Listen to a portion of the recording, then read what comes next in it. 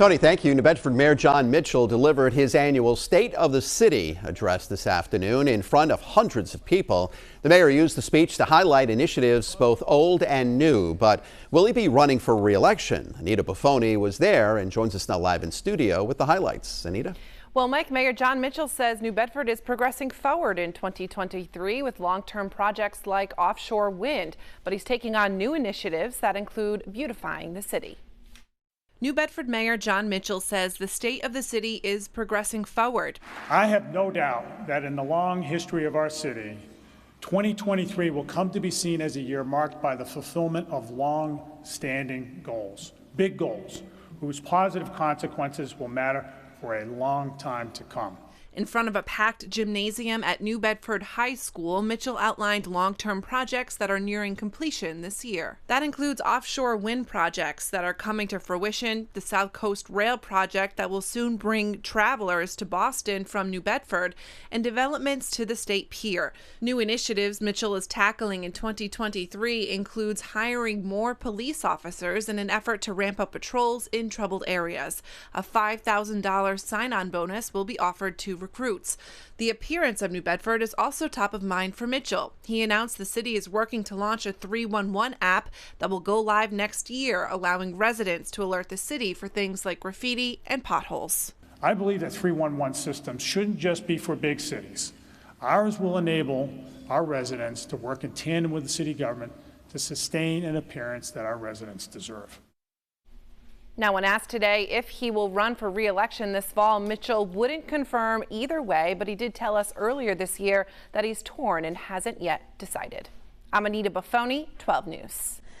Tonight, the DCYF says it is aware of an incident at a North Smithfield daycare that led to a simple assault charge against a Pawtucket woman. North Smithfield police say they have charged 44-year-old Kelly Texera following a, quote, physical incident involving a child at the Briarwood Child Academy on Pound Hill Road yesterday.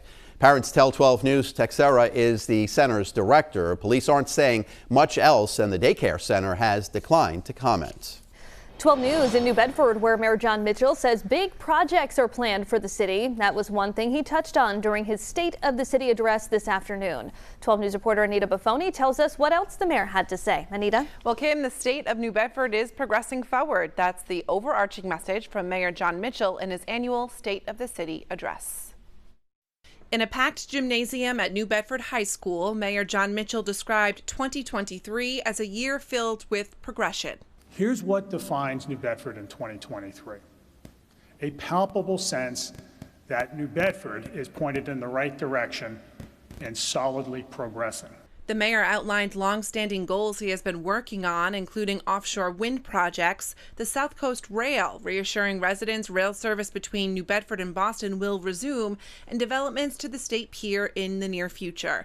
As new initiatives, Mitchell is putting focus on policing. A $5,000 sign-on bonus is being offered to recruits in an effort to boost staffing to help increase patrolling in troubled areas. The appearance of New Bedford is also top of mind, putting some responsibility on property owners.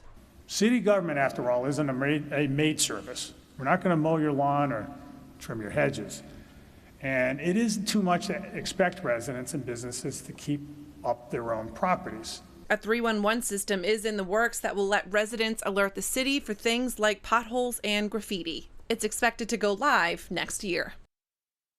Now, a lingering question is whether Mayor Mitchell will run for re-election this fall. When asked by reporters today, he didn't say either way, but did tell us earlier this year he has not yet decided. I'm Anita Buffoni, 12 News.